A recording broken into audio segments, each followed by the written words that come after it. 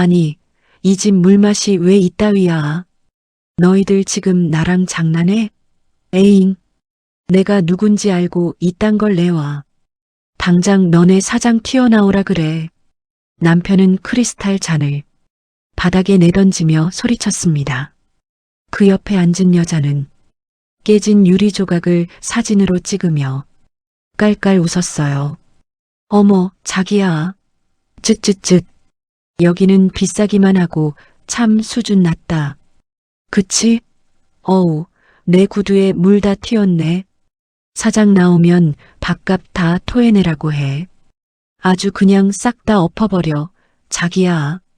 시장에서 생선 냄새 난다며 나를 벌레 취급하던 그 남편이 상간녀를 옆에 끼고 내 식당에서 VIP 행세를 하고 있었습니다.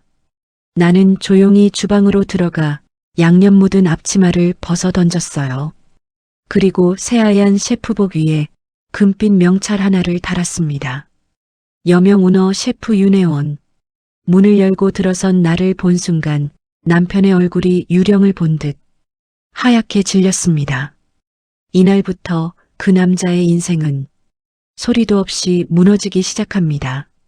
사연 시작 전에 구독과 좋아요 함께 해주세요.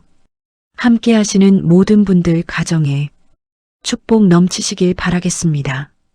대한민국 최고의 미슐랭 식당 여명의 프라이빗룸. 두꺼운 마호가니 문 안쪽에서 크리스탈 잔이 바닥에 부딪히는 소리가 요란하게 울렸어요. 백태경이 물잔을 내던지며 언성을 높였습니다. 이게 물이야? 이걸 지금 사람 먹으라고 내온 거냐고. 맞은편에 앉은 송아린이 손톱으로 테이블을 톡톡 두드리며 입꼬리를 올렸어요. 자기야, 이런 데는 원래 서비스가 생명인데 여긴 좀 아닌가 봐. 아린이 깨진 유리 조각을 스마트폰 화면에 담으며 웃음을 흘렸습니다. 이거 올리면 난리 나겠다. 미슐랭이라더니 별거 없네. 소란을 들은 총괄 매니저 최지훈이 급히 들어와 허리를 깊이 숙였어요. 손님, 정말 죄송합니다. 새 물로 바로 다시 준비해 드리겠습니다. 태경이 지훈의 넥타이를 손가락으로 밀치며 코웃음을 쳤습니다. 됐고, 너 말고 여기 제일 높은 사람 불러와. 사장 나오라고. 지훈이 뒤로 반걸음 물러서면서도 목소리를 낮게 눌렀어요. 손님, 제가 책임지고 처리해 드리겠습니다. 조금만 진정하시고. 진정? 지금 나한테 진정하라고 했어? 태경이 자리에서 벌떡 일어나 지훈의 멱살을 틀어쥐었습니다. 옆룸에서 식사하던 손님들이 웅성거리며 문 쪽으로 시선을 돌렸어요. 한중년 신사가 냅킨을 내려놓으며 혀를 찼습니다. 거참, 어디서 저런 사람이 다 왔나? 그 소리를 들은 태경의 얼굴이 벌겋게 달아올랐어요. 어디서라니? 내가 누군지 알고들 그래? 태경이 룸 밖을 향해 목청을 높였습니다. 나 이런데 매일 오는 사람이야. 저기 대기업 회장님이랑 형 동생 하는 사이라고. 아린이 그 말에 흐뭇하게 다리를 꼬며 거들었어요. 자기, 저런 사람들이 뭘 알겠어. 그냥 무시해. 아린이 지훈의 가슴에 달린 명찰을 검지로 툭툭 건드렸습니다. 매니저님, 이거 봐요. 직원 수준이 이 정도니까 손님이 화가 나지. 지훈의 관자놀이에 핏줄이 섰지만 아린을 향해 다시 고개를 숙였어요. 불편을 드려 죄송합니다. 오늘 식사값은 저희가. 식사가? 그걸로 될 것 같아? 아린이 손가락을 하나씩 펴 보이며 목소리를 높였습니다. 우리 데이트 완전히 망쳤잖아요. 밥값 전액 환불에 마음 다친 거 보상까지 다 해줘요.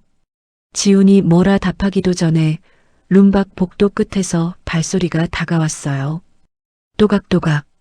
주방 쪽에서 걸어 나온 한 사람이 천천히 룸 앞에 멈춰 섰습니다. 바로 몇 분 전까지도 이 사람은 주방 안에 있었어요. 양념이 잔뜩 묻은 낡은 앞치마를 두르고 마지막 접시를 손보던 중이었죠. 바깥 소란을 전해 들은 손이 잠시 허공에서 멈췄습니다. 그러고는 앞치마 끈을 풀어 조용히 벗어 던졌어요. 새하얗게 달인 셰프복 위로 금빛 명찰 하나가 반짝였습니다. 여명 오너 셰프 윤혜원. 혜원이 룸의 묵직한 문을 소리 없이 밀고 들어섰어요. 지훈의 멱살을 잡고 있던 태경이 그 얼굴을 보는 순간 소나기에서 힘이 스르르 빠졌습니다. 너가 왜 여기 있어?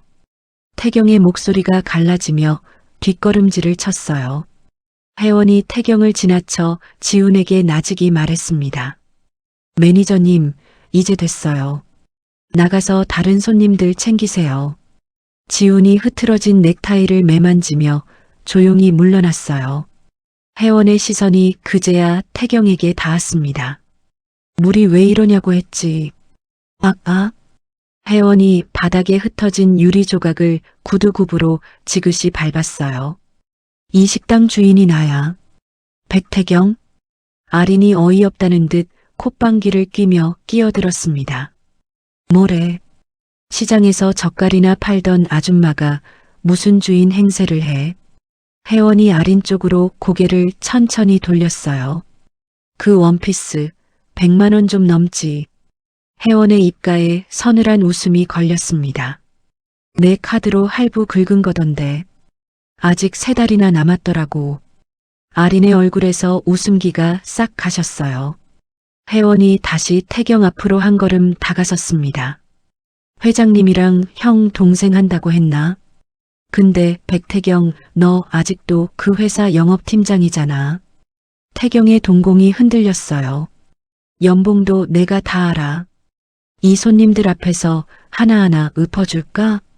그만해. 여기서 이러지 마. 태경이 목소리를 낮추며 손을 내저었습니다. 바로 그때 혜원이 룸 안쪽을 향해 가볍게 눈짓을 했어요. 문 밖에서 대기하던 검은 정장의 경호원들이 소리 없이 들어섰습니다. 미리 이런 순간을 준비해 둔 사람처럼 그들의 움직임엔 망설임이 없었어요. 경호원들이 태경과 아린의 양팔을 단단히 붙잡았습니다. 뭐야, 내가 누군 줄 알고. 태경이 발버둥을 쳤지만 팔은 꿈쩍도 하지 않았어요. 아린이 비명을 지르며 몸을 비틀었습니다. 이거 나요. 나 이런 취급받을 사람 아니야. 주변 룸의 손님들이 하나둘 문을 열고 그 광경을 지켜봤어요. 경멸이 담긴 시선들이 두 사람에게 쏟아졌습니다. 혜원은 그 자리에 가만히 서서 끌려나가는 두 사람의 뒷모습을 눈으로 쫓았어요. 여명의 뒷문, 쓰레기장으로 이어지는 좁은 통로였습니다. 혜원이 손에 쥐고 있던 두툼한 서류 봉투를 내려다봤어요. 이 안에 무엇이 담겼는지는 아직 태경도 아린도 몰랐죠. 혜원이 천천히 그 뒤를 따라 걸음을 옮겼습니다. 쓰레기장으로 이어지는 뒷골목에 찬 공기가 훅 끼쳤어요. 경호원들이 태경과 아린을 바닥에 거칠게 내려놓고 물러섰습니다. 태경이 무릎을 짚고 일어나며 옷에 묻은 흙을 털어냈어요. 윤혜원, 너 지금 제정신이야? 남편을 이렇게 개 끌듯이 끌어내? 뒤따라 나온 혜원이 걸음을 멈추고 태경을 내려다봤습니다. 남편, 그 말이 아직도 입에서 나오는구나. 혜원의 목소리엔 흔들림이 없었어요. 태경이 헝클어진 머리를 쓸어넘기며 목소리를 누그러뜨렸습니다. 내가 좀 심했어. 그래, 인정해. 근데 사람들 다 보는 데서 이건 아니잖아. 심했다. 혜원이 그 말을 곱씹으며 짧게 웃었어요. 백태경, 너 나한테 심했던 게 어디 오늘 하루 일이야? 아린이 그제야 몸을 일으키며 둘 사이에 끼어들었습니다. 자기야, 이 여자가 진짜 이 식당 주인이야? 어떻게 된 거야? 태경이 아린을 노려보며 이를 악물었어요. 닥치고 좀 가만히 있어. 뭐? 지금 나한테 닥치라고 했어? 아린이 발끈해서 손을 허리에 얹었습니다. 혜원이 손에 든 봉투를 가만히 내려다보다가 태경을 향해 던졌어요. 두툼한 봉투가 태경의 가슴팍에 툭 맞고 바닥으로 떨어졌습니다. 봉투 입구가 벌어지면서 안에 든 종이들이 우수수 쏟아졌어요. 태경이 무릎을 꿇은 채 그 종이들을 집어들었습니다. 한 장을 넘기고 또 한 장을 넘기던 태경의 손이 부들부들 떨렸어요. 이게 뭐야?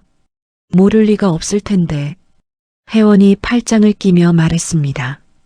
내 도장 훔쳐다가 사채 끌어 쓴 거. 그 종이에 다 적혀 있어. 태경의 얼굴에서 핏기가 가셨어요. 바닥에 흩어진 종이 중엔 사진도 몇 장 섞여 있었습니다. 태경과 아린이 나란히 어느 건물 앞을 드나드는 장면이 선명하게 찍혀 있었죠. 아린이 그 사진을 보고 숨을 훅 들이켰어요. 이거 언제 찍은 거야? 우리를 미행했어? 혜원이 아린 쪽으로 눈길을 돌렸습니다. 미행.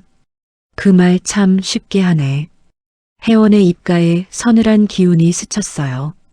내가 시장 바닥에서 젓갈 냄새 풍기면서 번 돈으로 너희 둘이 뭘 하고 다녔는지 내가 다 알아야 했으니까. 태경이 종이를 움켜쥐고 벌떡 일어섰습니다. 이거 다 불법이야. 사람을 몰래 찍고 이런 거 법에 걸린다고. 법. 혜원이 그 단어에 헛웃음을 지었어요. 백태경, 내 입에서 법이라는 말이 나오다니 참 어이가 없다. 혜원이 한 걸음 다가서며 목소리를 낮게 깔았습니다. 내 이름으로 빌린 돈, 내 통장 털어간 거, 그게 다 법에 걸릴 일이야. 태경이 말문이 막혀 입만 벙긋거렸어요. 아린이 그 틈을 못 참고 다시 나섰습니다.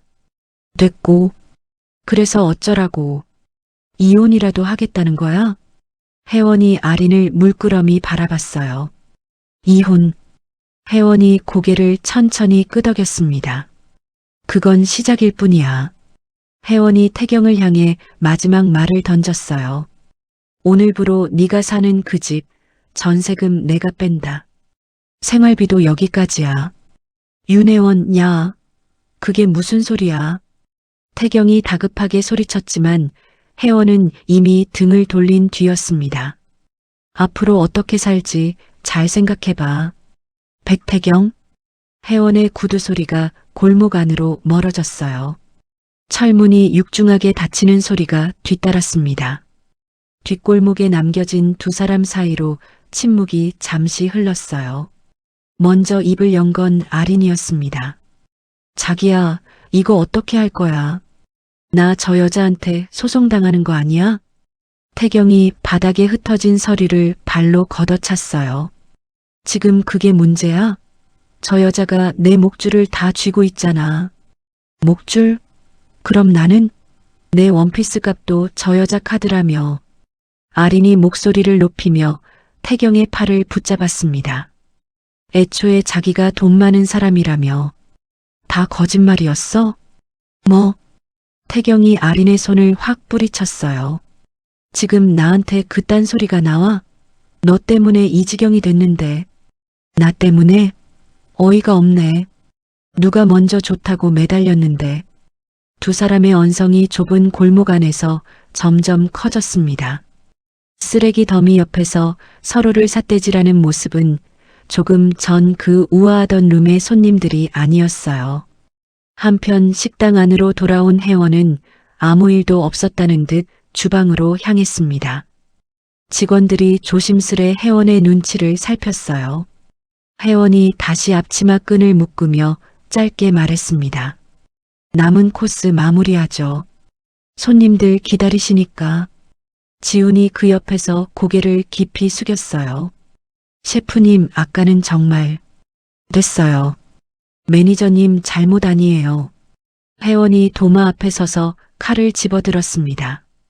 영업이 다 끝난 늦은 밤, 텅 빈 주방에 혜원 혼자 남았어요. 혜원이 벽에 걸린 작은 금고를 열었습니다. 그 안엔 낡은 서류철 하나가 들어 있었어요. 태경이 회사에서 벌인 일들이 빼곡히 적힌 종이 뭉치였죠.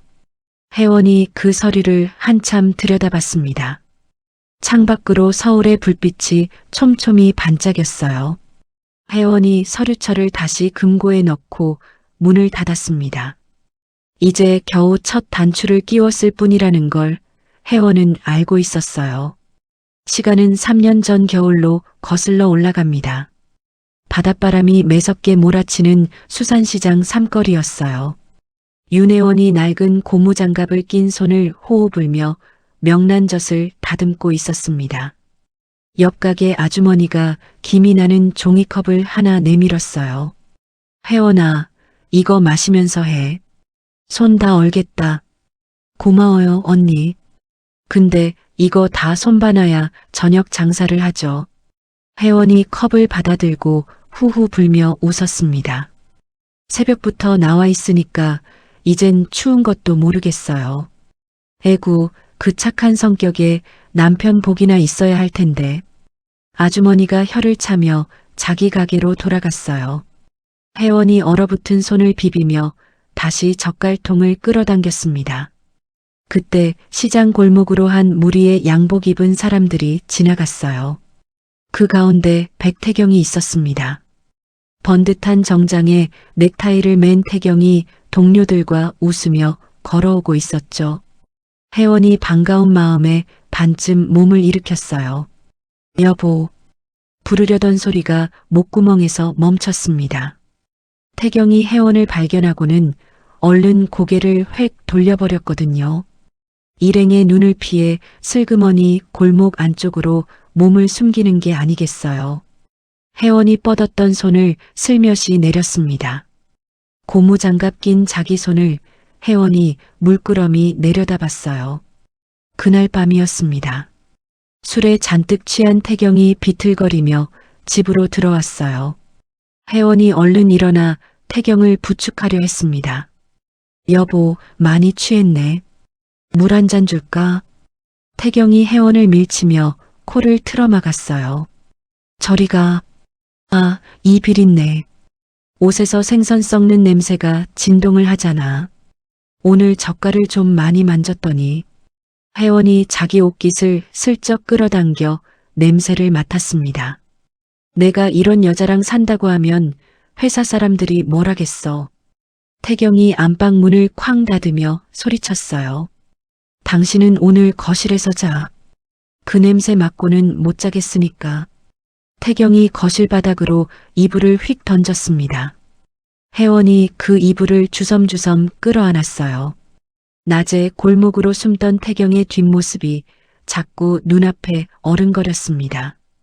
혜원이 이불에 얼굴을 묻고 소리 없이 어깨를 들썩였어요. 그렇게 몇 달이 흘렀습니다. 태경은 회식 자리에서 송아린이라는 여자를 처음 만났어요. 화려한 차림에 눈웃음을 흘리는 아린에게 태경은 단번에 넋을 놓았죠. 아린이 태경의 손목 시계를 슬쩍 만지며 물었습니다. 어머, 이거 되게 비싼 거 아니에요? 태경 씨 능력 있나 봐. 태경이 어깨에 힘을 잔뜩 주며 대답했어요. 이 정도야 뭐. 우리 집안이 원래 좀 있는 편이라.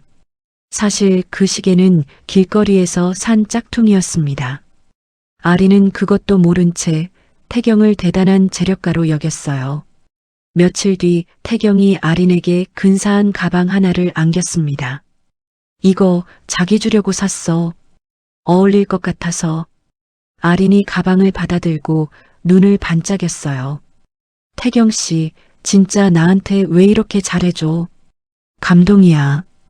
그 가방값은 혜원이 5년 동안 한 푼, 두 푼 모은 청약 통장에서 나온 돈이었습니다. 집 한 칸 마련해 보겠다고 새벽마다 시장에 나갔던 바로 그 돈이었죠. 통장이 텅 빈 걸 알게 된 혜원이 태경에게 물었어요. 여보, 통장에 있던 돈이 이게 어떻게 된 거야? 태경이 신문을 넘기며 대수롭지 않게 답했습니다. 아, 그거. 회사 접대비로 좀 썼어. 영업하려면 돈 나갈 때가 많아. 그 돈은 우리 집 사려고 모은 거잖아. 혜원의 목소리가 가늘게 떨렸어요. 5년을 모았는데 나한테 말이라도 해주지. 태경이 신문을 확 내던지며 자리에서 일어섰습니다. 뭐, 지금 나 추궁하는 거야? 태경의 손이 순식간에 올라갔어요. 짝 하는 소리와 함께 혜원의 고개가 옆으로 돌아갔습니다. 당신이 시장에서 번 그깟 돈으로 유세 떠는 거야. 지금? 태경이 씩씩거리며 식탁 위 컵을 바닥에 내동댕이 쳤어요. 혜원이 얼얼한 뺨을 감싼 채 바닥에 흩어진 유리 조각을 멍하니 바라봤습니다. 그날 이후 혜원은 무언가 이상하다는 걸 느꼈어요. 태경의 늦은 귀가가 점점 잦아졌거든요. 어느 날 혜원이 태경의 차 안을 정리하다 작은 메모리 카드 하나를 발견했습니다. 블랙박스에서 빼낸 카드였어요. 혜원이 별 생각 없이 그것을 재생해 봤습니다. 차 안에서 오간 목소리가 흘러나왔어요. 태경과 아린의 웃음소리였습니다. 우리 여보님은 오늘도 시장에서 젓갈 파느라 바쁘시겠네. 자기야, 그런 아줌마랑 어떻게 아직까지 사는 거야? 혜원의 손끝이 얼어붙었어요. 카드를 쥔 손이 부들부들 떨렸습니다. 혜원이 재생을 멈추지 못한 채 그 목소리를 끝까지 들었어요.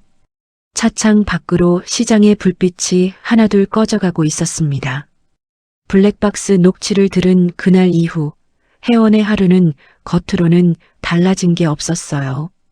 여전히 새벽 3시면 일어나 시장으로 나갔습니다. 다만 마음 한쪽이 돌덩이처럼 무거워졌을 뿐이었죠. 혜원이 태경의 뒤를 조용히 밟기 시작한 건 그 무렵이었어요. 어느 저녁 혜원이 한 호텔 라운지 근처에 몸을 숨겼습니다. 유리창 너머로 태경과 아린이 마주 앉아 있었어요. 태경이 자리에서 일어나더니 아린 앞에 한쪽 무릎을 꿇었습니다. 작은 상자에서 반짝이는 목걸이를 꺼내 아린의 목에 걸어주는 게 보였어요. 아린이 두 손으로 입을 가리며 활짝 웃었습니다. 혜원이 창가에서 천천히 몸을 돌렸어요.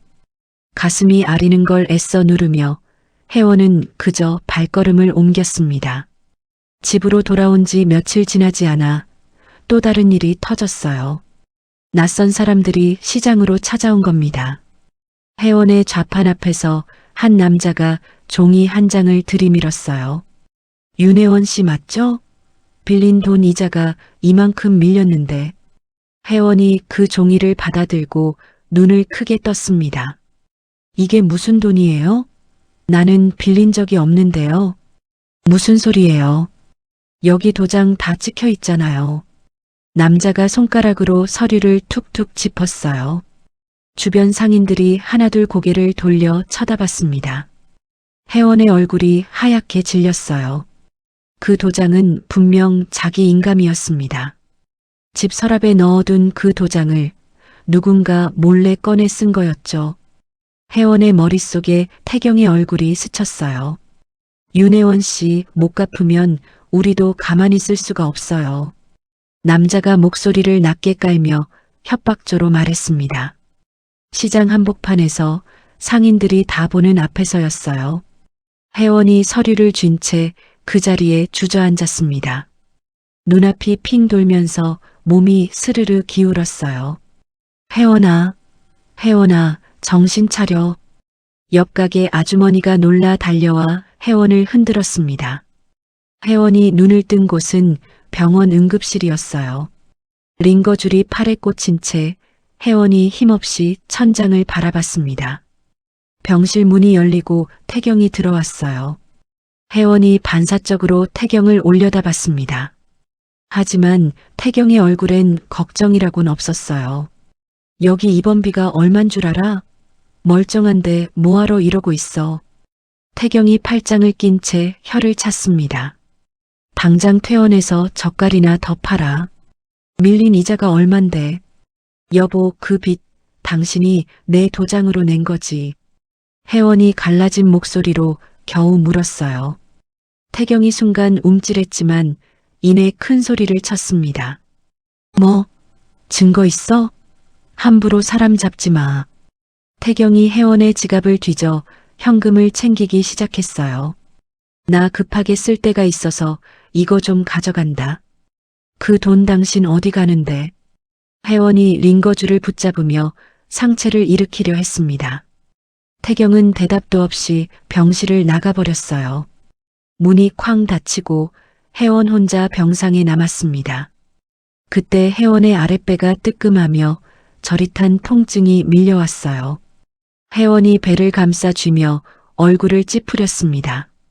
간호사가 급히 뛰어들어왔어요. 환자분, 괜찮으세요? 어디가 아프세요?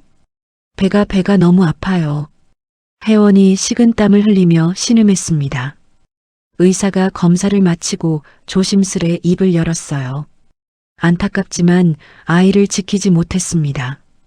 혜원의 눈에서 굵은 눈물이 뚝뚝 떨어졌습니다.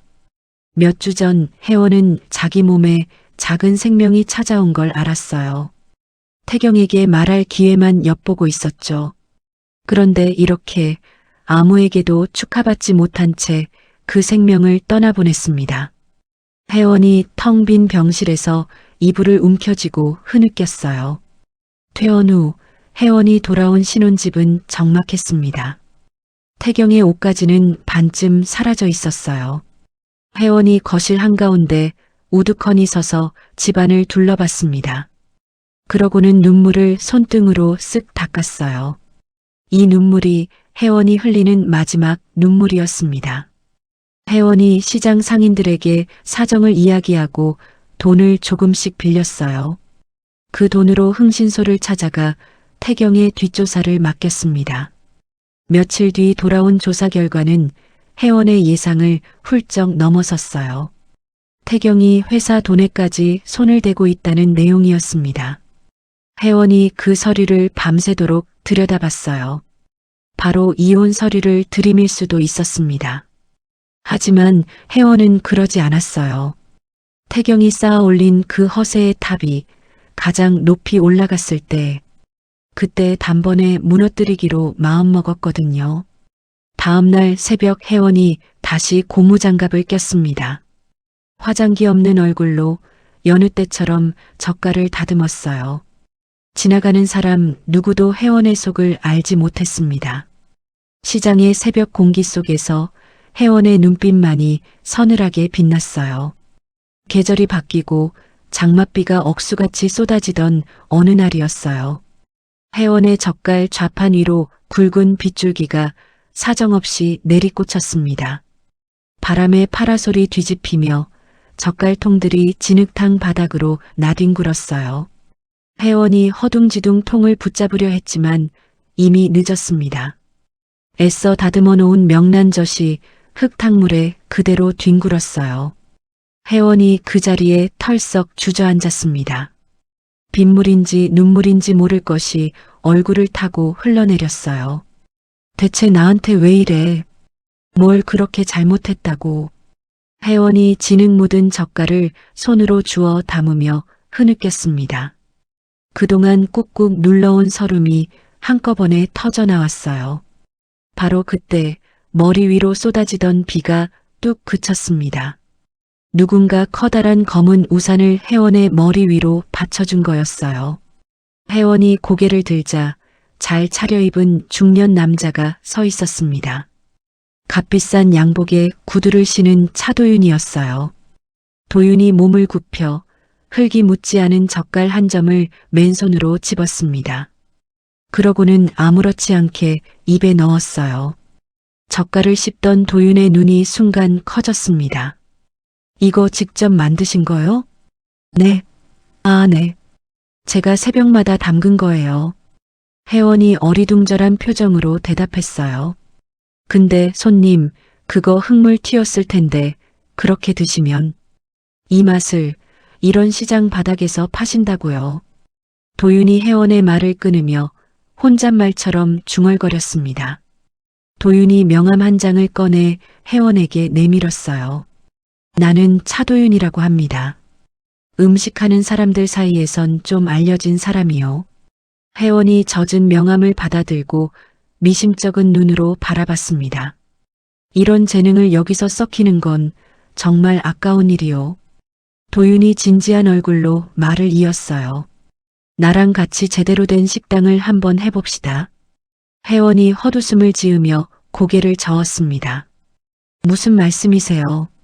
저 같은 게 무슨 식당을요? 사기꾼이면 어쩌려고 아무나 이런 말을 믿겠어요. 그럼 직접 보고 판단하시오. 도윤이 담담하게 대꾸했어요. 며칠 뒤 혜원은 반신반의하며 도윤이 알려준 주소로 찾아갔습니다. 문을 열자 번쩍이는 조리도구와 신선한 식재료가 가득한 주방이 펼쳐졌어요. 혜원의 눈이 천천히 커졌습니다. 한동안 잊고 지냈던 요리에 대한 갈망이 가슴속에서 꿈틀거렸어요. 혜원이 조심스레 칼 한 자루를 손에 쥐어봤습니다. 손끝에 익숙한 감각이 되살아났어요. 도윤이 팔짱을 끼고 그 모습을 지켜보다 입을 열었습니다. 어떻소? 마음이 좀 움직이시오? 제가 정말 할 수 있을까요? 혜원이 칼을 내려다보며 나직이 물었어요. 할 수 있냐가 아니라 하셔야 하는 거요. 도윤이 단호하게 말했습니다. 그 재능 세상에 안 보여주면 그게 죄지. 그날부터 혜원의 이중 생활이 시작됐어요. 낮에는 여전히 시장에서 억척스럽게 젓갈을 파는 아내였습니다. 밤이 되면 도윤의 주방에서 새로운 요리를 연구하는 사람으로 변했어요. 태경의 의심을 사지 않으려 일부러 몸에 생선 냄새를 묻힌 채 자정 넘어 집에 들어갔습니다. 고단한 나날이었지만 칼을 쥔 순간만큼은 눈빛이 살아났어요. 도윤이 최고의 사람들을 하나둘 불러 모으기 시작했습니다. 식당의 이름은 여명으로 정했어요. 어둠이 걷히고 동이 트는 새벽이라는 뜻이었죠. 첫 시식회가 열리던 날 까다롭기로 소문난 손님들이 모였습니다. 혜원이 정성껏 만든 요리가 하나씩 상에 올랐어요. 첫 접시를 맛본 손님들이 하나둘 자리에서 일어섰습니다. 너나 할 것 없이 손뼉을 치기 시작했어요. 이런 맛은 정말 처음이요. 대단하네요. 한 손님이 감탄하며 엄지를 치켜 세웠습니다. 주방 안에서 그 소리를 들은 혜원의 눈시울이 붉어졌어요. 살면서 누군가에게 이렇게 인정받아 본 게 언제였던가 싶었습니다. 혜원이 앞치마 자락으로 눈가를 훔쳤어요. 시식회가 끝난 뒤 도윤이 혜원에게 잔을 건넸습니다. 윤혜원 씨, 이제 웅크리고 있을 이유가 없어요. 도윤이 잔을 가볍게 부딪히며 말했어요. 당신을 짓밟았던 사람들, 이제 제대로 갚아줄 시간이요. 혜원이 잔을 든 채 고개를 끄덕였습니다. 저도 이제 준비가 됐어요. 혜원의 목소리엔 지난날의 떨림이 사라져 있었어요. 거울 앞에 선 혜원은 더 이상 시장 바닥에 주저앉아 울던 사람이 아니었습니다. 새하얀 셰프복을 입은 혜원의 어깨가 그 어느 때보다 곧게 펴져 있었어요. 여명이 문을 연 첫날부터 식당 앞은 발 디딜 틈이 없었어요. 천재 요리사가 나타났다는 소문이 삽시간에 퍼졌습니다. 예약 전화가 몇 분 만에 몇 달치나 꽉 차버렸어요. 혜원의 이름값은 나날이 높아졌습니다. 그 무렵 태경과 아린의 사정은 정반대로 흘러가고 있었어요. 여명에서 쫓겨나던 그날로부터 며칠 전으로 거슬러 올라가 봅니다. 사실 아린에겐 오래전부터 숨겨온 그림자가 있었어요. 마석철이라는 뒷골목에서 돈놀이를 하는 사내였습니다. 아린이 흥청망청 쓴 돈이 죄다 석철에게서 빌린 것이었죠. 어느 밤 석철이 부하들을 몰고 아린의 집으로 들이닥쳤어요. 송아린이 빌려간 돈, 이자까지 언제 갚을 거야. 석철이 소파에 거만하게 다리를 꼬고 앉았습니다. 일주일이야.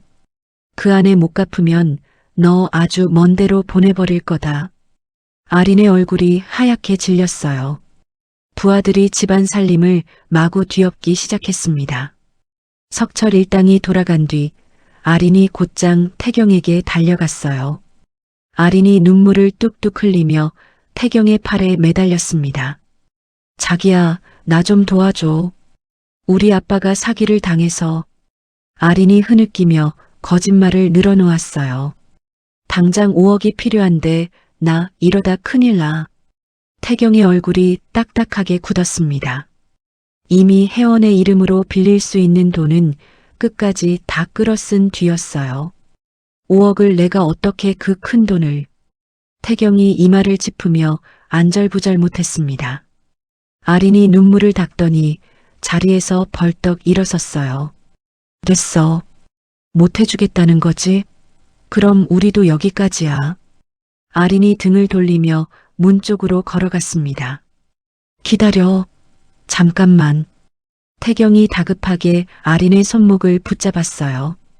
그 순간 태경은 돌이킬 수 없는 선을 넘고 말았습니다. 회사에서 관리하던 큰 돈이 태경의 손을 거쳐 엉뚱한 곳으로 빠져나갔어요. 무려 10억이나 되는 회사 공금이었습니다. 태경이 그중 5억을 아린의 통장으로 넣어줬어요. 자, 이거면 됐지. 내가 자기 집안 살린 거야. 태경이 우쭐한 얼굴로 어깨를 폈습니다. 아린이 그 돈으로 석철의 빚을 갚았어요. 하지만 석철은 그리 호락호락한 사람이 아니었습니다. 태경이 돈줄이 된다는 걸 눈치챈 거예요. 석철이 아린을 시켜 태경을 한자리로 불러냈습니다. 강남의 은밀한 방에서 석철이 태경을 맞았어요. 백 사장님 반갑습니다. 나는 투자하는 사람이오시다. 석철이 능글맞게 웃으며 손을 내밀었습니다. 요즘 이거 하나만 잘 잡으면 몇십 배는 그냥 벌어요. 석철이 태경 앞에 번쩍이는 화면 하나를 들이밀었어요. 태경의 눈이 그 숫자를 보고 번들거렸습니다. 회사 돈을 메워야 한다는 조급함과 욕심이 뒤엉켰어요. 태경이 남은 5억마저 석철이 일러준 곳으로 몽땅 넣어버렸습니다. 며칠 뒤 화면 속 태경의 돈이 수백억으로 불어나 있었어요. 니야, 내가 드디어 진짜 부자가 됐네. 태경이 화면을 보며 미친 사람처럼 웃었습니다. 전부 석철이 만들어낸 가짜 화면이라는 걸 태경은 꿈에도 몰랐어요. 자기가 재벌이 됐다고 철석같이 믿은 태경은 축하를 하고 싶었습니다. 그래서 예약조차 힘들다는 그 식당, 여명을 잡았어요. 아린에게 값비싼 옷을 잔뜩 걸치게 하고 거드름을 피우며 식당으로 향했죠. 그런데 바로 그 시각, 태경의 회사에서는 난리가 났어요. 감사팀장 김상우가 장부에서 이상한 구멍을 발견한 겁니다. 이 돈이 왜 여기로 빠졌지? 백태경 팀장 계좌잖아.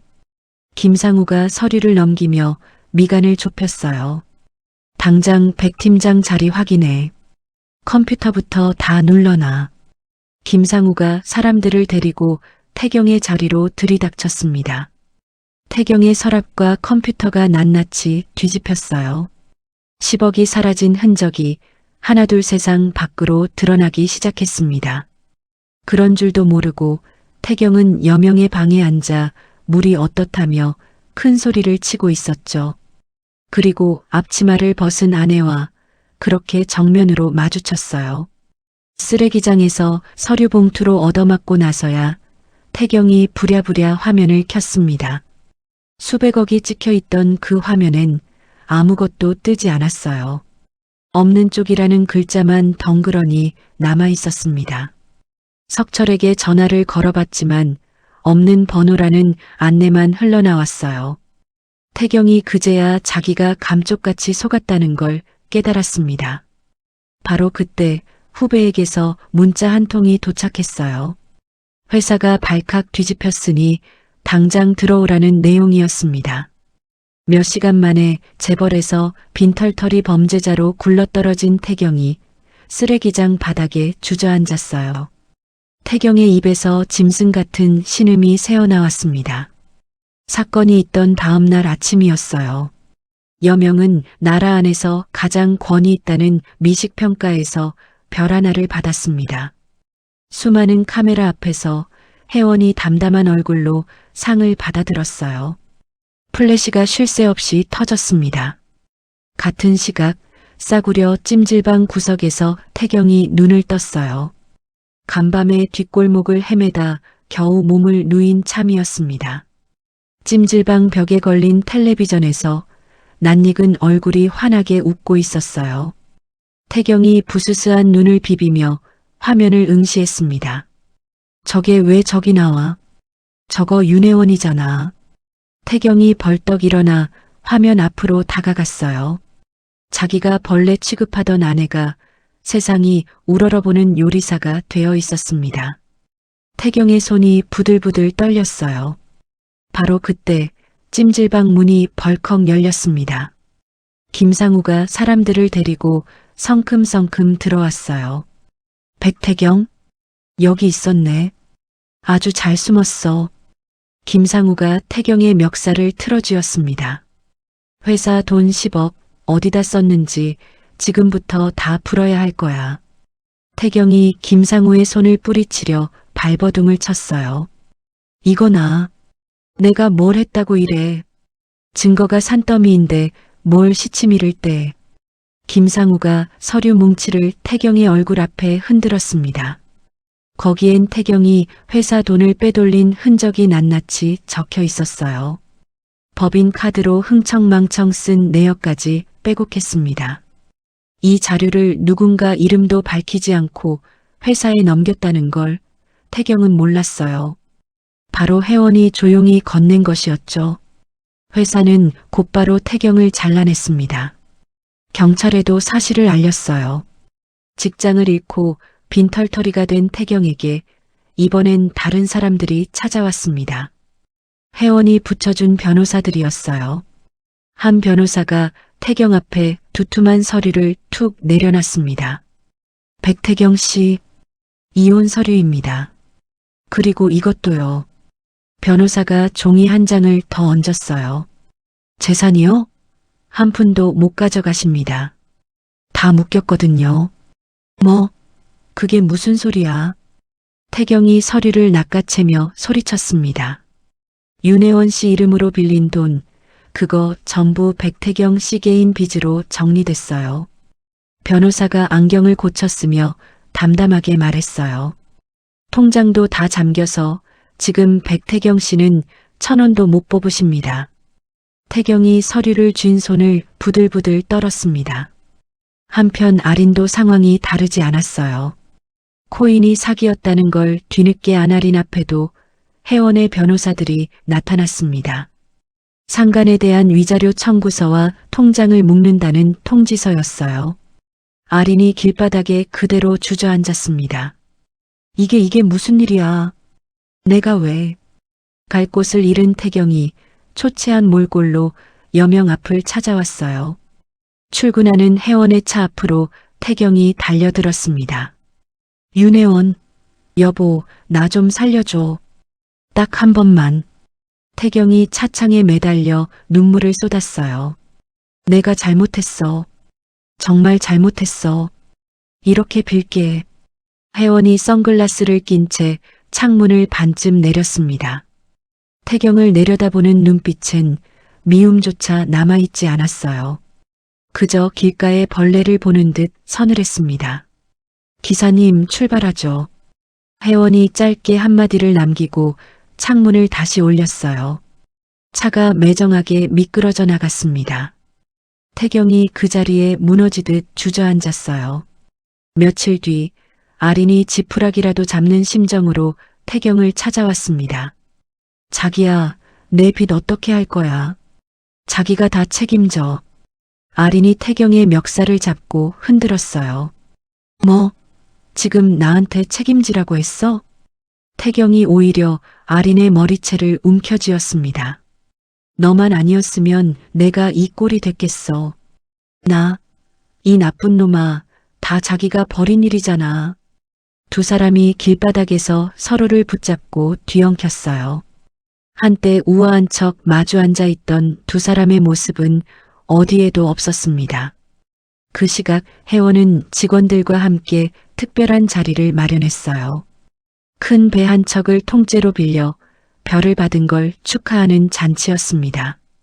도윤이 잔을 들며 혜원에게 축하를 건넸어요. 윤혜원 씨, 이 자리는 오롯이 당신이 만든 거요. 당신의 재능과 그 지독한 인내가 여기까지 온 거니까.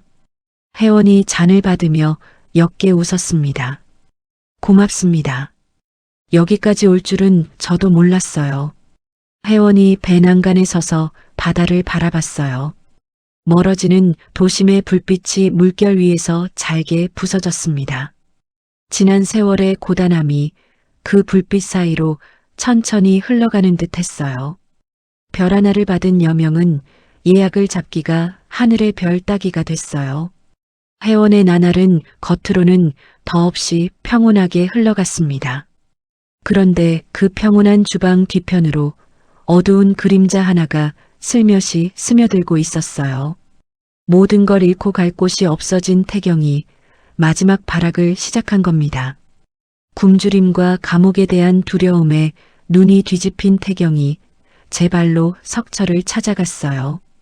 석철의 은밀한 도박장 문을 두드린 겁니다. 마 사장, 나 좀 봅시다. 태경이 초췌한 얼굴로 석철 앞에 앉았어요. 윤혜원 그 식당, 돈이 아주 넘쳐나. 그거 좀 털어봅시다. 석철이 담배를 물고 태경을 위아래로 훑쳤습니다. 허, 이제 와서 나한테 손을 벌려? 배짱 하나는 두둑하네. 석철이 연기를 길게 내뿜으며 피식 웃었어요. 여명이 큰 돈을 쥐고 있다는 말에 석철의 눈이 번뜩였습니다. 태경의 절박함을 이용해 식당을 통째로 삼킬 궁리를 하기 시작했어요. 석철이 부하들을 불러 모았습니다. 멀쩡한 애들 데려다가 나이 속여서 저 식당에 집어넣어. 석철이 낮은 목소리로 지시했어요. 가짜 신분증으로 나이를 속인 아이들이 여명의 서빙 직원으로 슬며시 들어갔습니다. 며칠 뒤 석철이 사주한 패거리가 여명의 홀로 들이닥쳤어요. 이들이 어린 직원들에게 억지로 술을 따르게 하고 그 장면을 몰래 찍었습니다. 그러고는 곧장 경찰에 신고를 넣었어요. 미성년자에게 술을 팔았다는 거였습니다. 갑작스러운 단속에 여명의 홀이 아수라장이 됐어요. 혜원이 놀라 뛰어나와 항변했습니다. 저희는 분명히 신분증을 다 확인했어요. 이게 어떻게 된 일이죠? 확인을 했다는데 여기 증거가 이렇게 나왔잖아요. 단속 나온 사람이 서류를 내밀며 난감한 표정을 지었어요. 조작된 증거 앞에서 여명은 꼼짝없이 한 달 영업 정지를 받고 말았습니다. 연말 예약이 줄줄이 취소되고 손해가 눈덩이처럼 불어났어요. 직원들이 술렁이며 불안한 얼굴을 감추지 못했습니다. 하지만 석철과 태경의 짓은 여기서 멈추지 않았어요.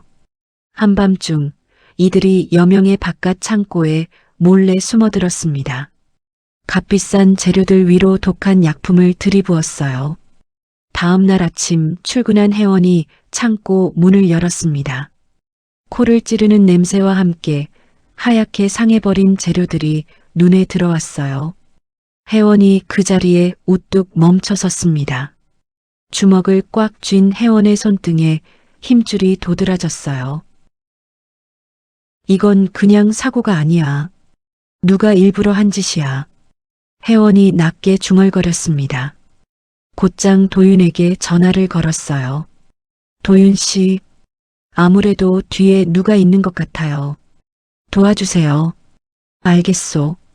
이번 일 밖으로 새어나가지 않게 내가 다 맡겠소. 도윤이 침착하게 답했습니다. 그 무렵 태경이 남의 이름으로 된 전화로 혜원에게 연락을 해왔어요. 윤혜원, 잘 들어. 나 해외로 뜨게 20억만 내놔. 태경이 목소리를 잔뜩 깔며 협박했습니다. 안 그러면 다음엔 창고가 아니라 손님들 있는 그 홀에 불을 질러버릴 거야.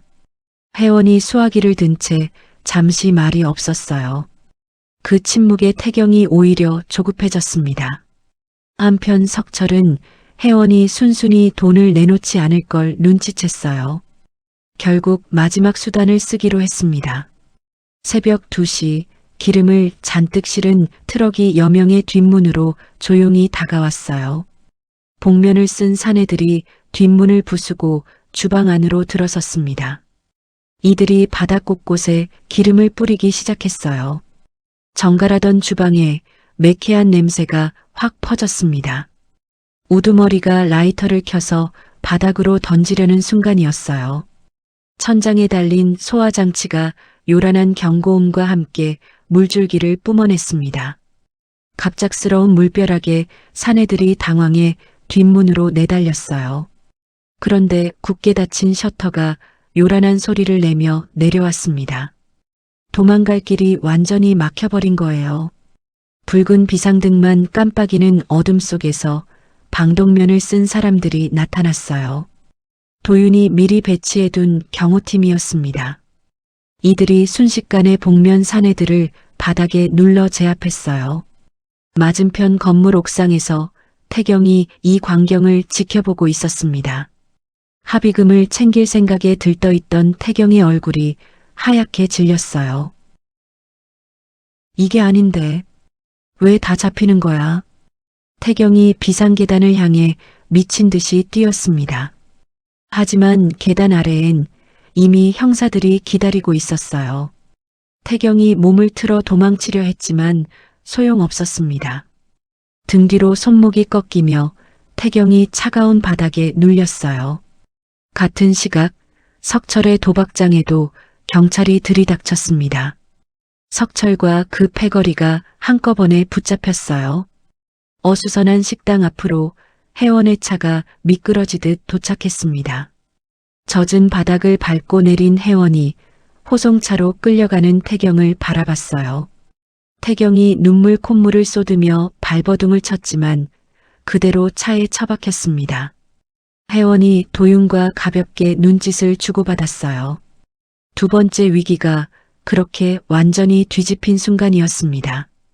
여명이 별 2개를 받은 뒤로 식당은 예약을 잡기가 하늘의 별 따기가 됐어요. 혜원의 나날은 더없이 평온하게 흘러갔습니다. 그런데 그 평온한 주방 뒤편으로 어두운 그림자 하나가 다시 스며들고 있었어요. 감옥에 가기 전 태경이 마지막으로 발버둥을 치던 무렵의 일이었습니다. 굶주림과 감옥에 대한 두려움에 눈이 뒤집힌 태경이 제 발로 석철을 찾아갔어요. 석철의 은밀한 도박장 문을 두드린 겁니다. 마 사장, 나 좀 봅시다. 태경이 초췌한 얼굴로 석철 앞에 앉았어요. 윤혜원 그 식당, 돈이 아주 넘쳐나. 그거 좀 털어봅시다. 석철이 담배를 물고 태경을 위아래로 훑쳤습니다. 이제 와서 나한테 손을 벌려? 배짱 하나는 두둑하네. 석철이 연기를 길게 내뿜으며 피식 웃었어요.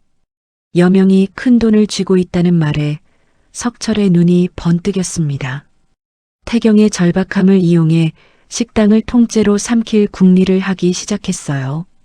석철이 부하들을 불러 모았습니다.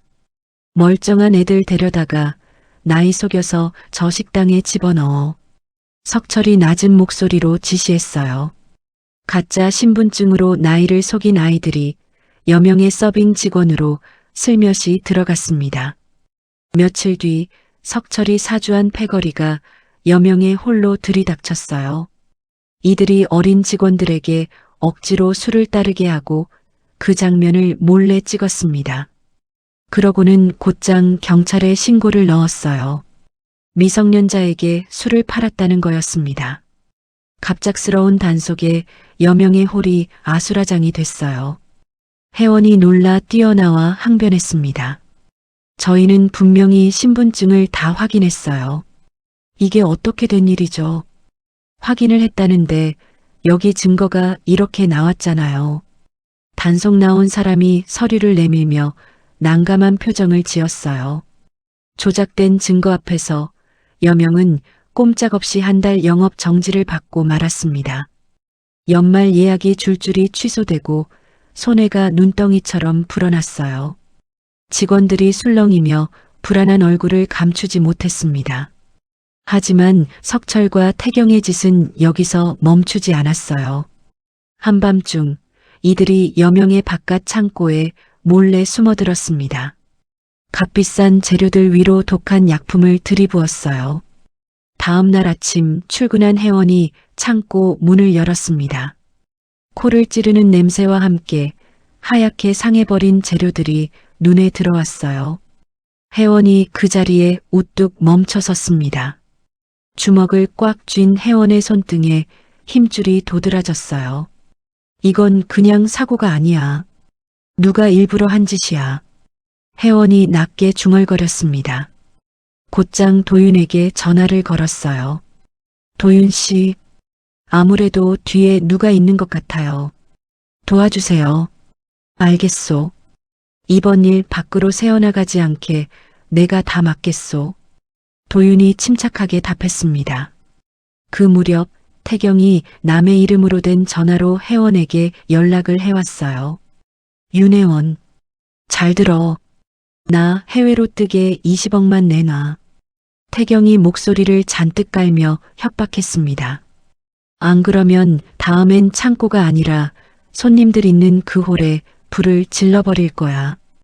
회원이 수화기를 든 채 잠시 말이 없었어요.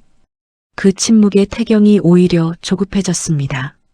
한편 석철은 회원이 순순히 돈을 내놓지 않을 걸 눈치챘어요. 결국 마지막 수단을 쓰기로 했습니다. 새벽 2시 기름을 잔뜩 실은 트럭이 여명의 뒷문으로 조용히 다가왔어요. 복면을 쓴 사내들이 뒷문을 부수고 주방 안으로 들어섰습니다. 이들이 바닥 곳곳에 기름을 뿌리기 시작했어요. 정갈하던 주방에 매캐한 냄새가 확 퍼졌습니다. 우두머리가 라이터를 켜서 바닥으로 던지려는 순간이었어요. 천장에 달린 소화장치가 요란한 경고음과 함께 물줄기를 뿜어냈습니다. 갑작스러운 물벼락에 사내들이 당황해 뒷문으로 내달렸어요. 그런데 굳게 닫힌 셔터가 요란한 소리를 내며 내려왔습니다. 도망갈 길이 완전히 막혀버린 거예요. 붉은 비상등만 깜빡이는 어둠 속에서 방독면을 쓴 사람들이 나타났어요. 도윤이 미리 배치해둔 경호팀이었습니다. 이들이 순식간에 복면 사내들을 바닥에 눌러 제압했어요. 맞은편 건물 옥상에서 태경이 이 광경을 지켜보고 있었습니다. 합의금을 챙길 생각에 들떠있던 태경의 얼굴이 하얗게 질렸어요. 이게 아닌데 왜 다 잡히는 거야? 태경이 비상계단을 향해 미친 듯이 뛰었습니다.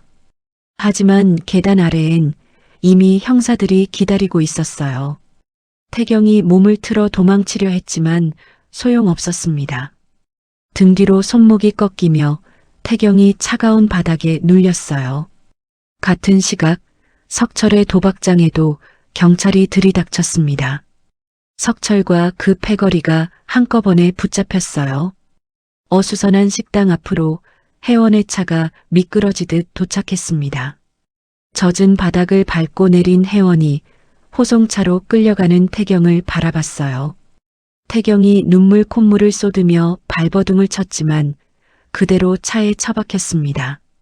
회원이 도윤과 가볍게 눈짓을 주고받았어요.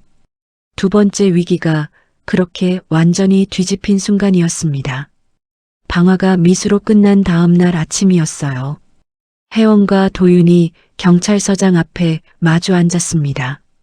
두 사람이 서류 뭉치와 영상이 담긴 자료를 책상 위에 올려놨어요. 태경과 석철이 불을 지르려 모의하던 장면이 고스란히 담겨 있었습니다.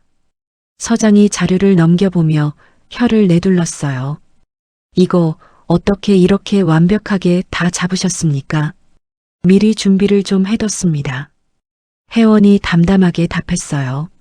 사실 회원은 어린 직원들이 슬며시 들어왔을 때부터 낌새를 챘습니다. 이들이 반드시 더 큰 일을 벌일 거라 짐작했어요. 그래서 도윤의 도움을 받아 식당 안팎에 손을 다 써뒀던 겁니다. 약품에 상한 재료들도 사실은 눈속임이었어요. 진짜 재료는 미리 다른 곳으로 옮겨두고 버린 것들만 창고에 남겨뒀던 거였죠. 경찰 조사가 이어지자 아이들을 데려온 자가 먼저 입을 열었습니다. 여명에 내려졌던 억울한 영업 정지도 곧바로 없던 일이 됐어요. 세상이 이 일을 알게 되면서 여론이 들끓었습니다. 잘 나가는 요리사의 식당을 빼앗으려 불까지 지르려 했다니 사람들이 분노했어요. 유치장 안에서 태경이 발악을 했습니다. 이거 다 마석철이 시킨 거야. 나는 억지로 끌려간 거라고. 태경이 철창을 붙잡고 소리쳤어요. 옆방의 석철이 그 소리를 듣고 이를 갈았습니다. 이 배은망덕한 놈. 내가 나가면 넌 죽었어. 석철이 철창을 쾅쾅 흔들며 욕을 퍼부었어요. 회원 쪽 변호사들이 석철의 장부를 샅샅이 뒤졌습니다. 석철이 그동안 얼마나 많은 사람의 피를 빨았는지가 드러났어요. 죄목이 산더미처럼 불어났습니다. 여명이 다시 문을 여는 날이었어요. 식당 앞으로 손님들이 이른 아침부터 긴 줄을 섰습니다. 회원을 응원하러 온 사람들이었어요. 줄이 끝도 없이 이어졌습니다. 회원이 그 손님들에게 특별한 음식을 하나씩 무료로 내놓았어요. 찾아와 주셔서 정말 고맙습니다. 오늘은 제 마음이에요. 회원이 앞치마를 두른 채 손님들에게 일일이 인사를 건넸습니다. 위기를 딛고 선 회원의 얼굴이 그 어느 때보다 단단해 보였어요. 몇 달 뒤 재판이 열리는 날이었습니다. 포승줄에 묶인 태경이 호송차에서 내렸어요. 기다리던 사람들이 태경을 향해 삿대질을 하며 소리쳤습니다. 저런 놈이 사람이야? 제 아내를 그렇게 짓밟아 놓고. 날계란과 쓰레기가 태경의 얼굴로 날아들었어요. 태경이 고개를 푹 숙인 채 아무 말도 하지 못했습니다. 법정에 선 태경은 회원 쪽이 내놓은 증거 앞에서 변명 한마디 못했어요. 증인들의 말도 하나같이 태경을 가리켰습니다. 태경이 결국 고개를 떨궜어요. 회사 돈을 빼돌린 죄, 불을 지르라, 시킨 죄, 사람을 협박한 죄. 태경에게 징역 15년이 내려졌습니다. 석철에게는 그보다 더 무거운 벌이 떨어졌어요. 수많은 사람을 등쳐먹고 조직을 이끈 죄로 20년을 살게 됐습니다. 세상에서 완전히 격리된 셈이었어요. 재판이 끝나고 법정을 나서는 회원에게 기자들이 우르르 몰려들었습니다. 셰프님, 지금 심경이 어떠신가요? 기자들이 마이크를 들이밀며 물었어요. 회원이 걸음을 멈추고 짧게 답했습니다. 저는 그냥 앞으로도 요리만 하겠습니다. 회원이 담담하게 말하고 다시 걸음을 옮겼어요. 법원 밖에서 도윤이 큰 꽃다발을 안고 기다리고 있었습니다. 윤혜원 씨, 이제 지긋지긋한 그림자 다 거쳤소. 도윤이 꽃다발을 건네며 웃었어요. 고생 많았소. 이제 새로 시작합시다. 회원이 꽃다발을 받아들고 하늘을 올려다봤습니다. 오랫동안 발목을 잡던 무거운 족쇄가 마침내 툭 끊어진 기분이었어요.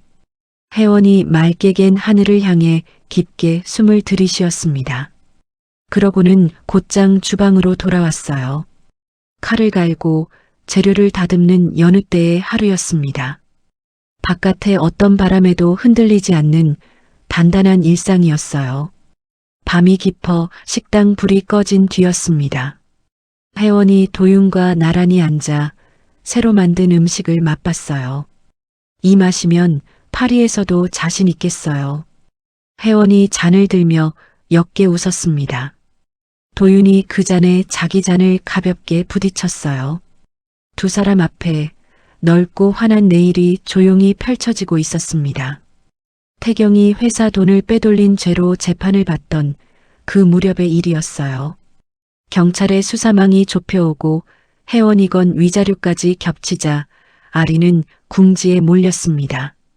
아린이 남은 돈을 몽땅 현금으로 받고 몰래 나라 밖으로 도망칠 궁리를 했어요. 늦은 밤 아린이 인천의 한적한 부두로 숨어들었습니다. 인적 없는 폐창고 근처에서 아린이 초조하게 누군가를 기다렸어요. 밀항을 도와주기로 한 사람들이었습니다. 하지만 아린을 기다리던 자들은 도와줄 사람이 아니었어요. 석철이 붙잡히기 직전에 아린을 넘기라 지시했던 인신매매 패거리의 잔당이었습니다. 송아린 맞지? 자, 안전한 데로 모셔다 드릴게. 한 사내가 능글맞게 웃으며 다가왔어요. 아린이 뭔가 이상하다고 느낀 순간이었습니다. 뒤에서 다가온 자가 아린의 뒤통수를 둔기로 내리쳤어요. 아린이 그대로 정신을 잃고 쓰러졌습니다. 사내들이 아린을 자루에 담아 어두운 배 밑바닥으로 던져 넣었어요. 며칠이 지났을까?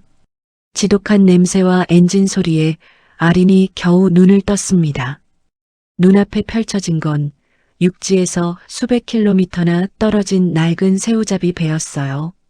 값비싼 옷은 온데간데였고 소금에 전 누더기가 몸을 덮고 있었습니다. 곱게 다듬었던 손톱 밑엔 시커먼 때와 가시가 박혀 피가 배어 나왔어요. 여기가 어디야? 나 좀 내려줘. 제발. 아린이 갈라진 목소리로 애원했습니다. 하지만 거친 선원들은 아린의 말을 알아듣지도 들어주지도 않았어요. 목에 사슬이 채워지고 하루 종일 고된 일이 이어졌습니다. 조금이라도 손이 느려지면 몽둥이가 날아들었어요. 밤이면 선원들이 남긴 쉰내나는 밥으로 겨우 배를 채웠습니다. 아린이 그 밥을 삼키며 지난 날을 곱씹었어요. 최고급 식당에서 종업원에게 함부로 굴던 자기 모습이 떠올랐습니다. 내가 그때 왜 그랬을까? 아린이 흐느끼며 혼잣말을 뱉었어요. 어느 날 갑판에서 생선 내장을 닦던 아린의 눈이 한 곳에 멈췄습니다. 선원 휴게실에 켜진 낡은 텔레비전이었어요. 지지직거리는 화면 속에서 낯익은 얼굴이 흘러나왔습니다. 세계가 인정하는 요리사가 된 혜원의 소식이었어요.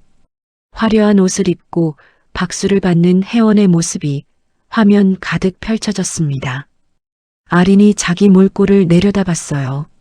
소금물에 퉁퉁 불어 짐승처럼 기어다니는 자기 꼴과 너무도 달랐습니다. 아린이 화면에서 눈을 떼지 못하고 얼어붙었어요.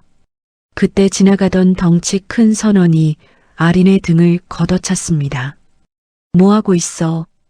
빨리 그물이나 끌어올려. 선원이 알아들을 수 없는 말로 고함을 쳤어요. 바닥에 나뒹군 아린이 입술이 터진 채 눈물을 뚝뚝 흘렸습니다. 짠 바닷물과 피가 뒤섞인 눈물이었어요. 그제야 아린은 깨달았습니다. 자기가 태경과 함께 비웃으며 걷어찼던 그 시장 바닥의 삶이 실은 가장 평온한 곳이었다는 거리요. 칠흑 같은 밤바다를 아린이 공포에 질린 눈으로 바라봤어요. 자기를 구하러 올 사람이 세상 천지에 단 한 명도 없다는 걸 아린은 알았습니다. 아린의 울음소리가 거친 파도에 흔적도 없이 삼켜졌어요. 세월이 흐르면서 아린의 얼굴은 강한 벽과 바람에 나이를 가늠할 수 없게 상했습니다. 사람을 홀리던 옛 모습은 어디에서도 찾을 수 없었어요. 텔레비전에서 혜원의 소식이 나올 때마다 선원들이 아린을 손가락질했습니다. 저런 대단한 여자를 두고 딴 남자랑 놀아난 멍청이라며 선원들이 침을 뱉으며 조롱했어요. 견디다 못한 아린의 정신이 조금씩 무너지기 시작했습니다. 아린이 바닥에 굴러다니는 썩은 새우 대가리를 주워들었어요.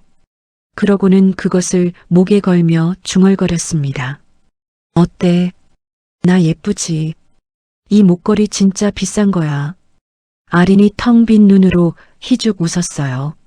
머릿속으론 여전히 최고급 식당의 좋은 자리에 앉아 있었습니다. 하지만 그 현실은 쥐들과 함께 쉰밥을 주워 먹는 배 밑바닥이었어요. 녹슨 배가 다시는 무트로 돌아올 수 없는 먼 바다를 향해 나아갔습니다.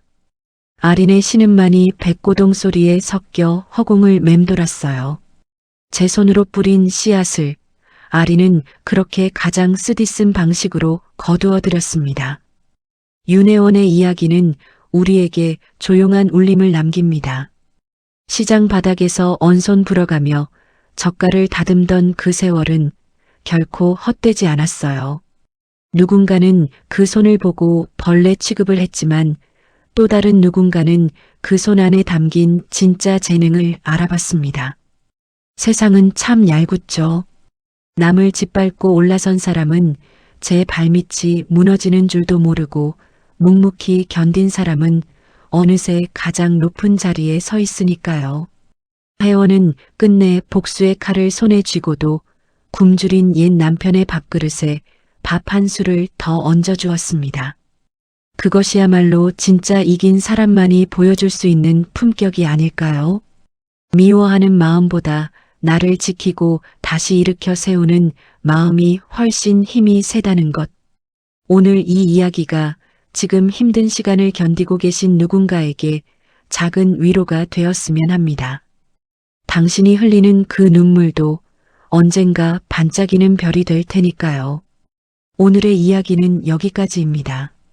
여러분은 지금 어디에서 이 이야기를 듣고 계신가요?